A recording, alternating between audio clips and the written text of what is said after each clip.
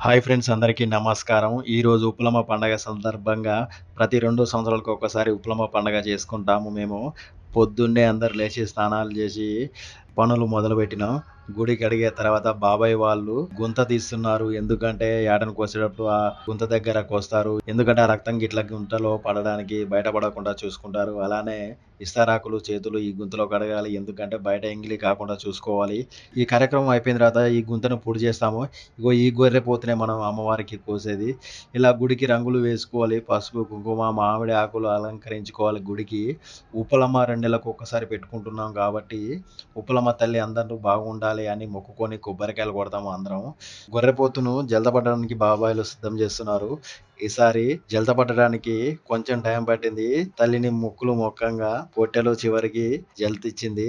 అందరు happy friends. ప్రతి 2 నెలలకి ఒకసారి ఉప్పలమ్మ పండుగను చాలా హ్యాపీగా చేసుకుంటాం మేము. అన్న వాళ్ళు కాళ్ళు తలకాయలు కాలుస్తున్నారు. అన్న వాళ్ళు చాలా ఫాస్ట్‌గా ఉన్నారు. అసలు ఒక గంటలో మొత్తం కట్ చేసి ఇచ్చారు. ఇక వంట మాస్టర్ ఎవరంటే నేనే ఫ్రెండ్స్. ఎందుకంటే వంటల విషయంలో తగ్గేదే లేదు అసలు మనం. మటన్‌కి ఉప్పు, కారం, మసాలా మంచిగా తగిలిచ్చా. పక్కన మా అన్న కూడా తగ్గేదే లేదంటుండు. ఇంకెందుకు ఫ్రెండ్స్ ఆలస్యం వెంటనే మన ఛానల్‌ని సబ్స్క్రైబ్ చేసుకోండి ఫ్రెండ్స్. Thank you.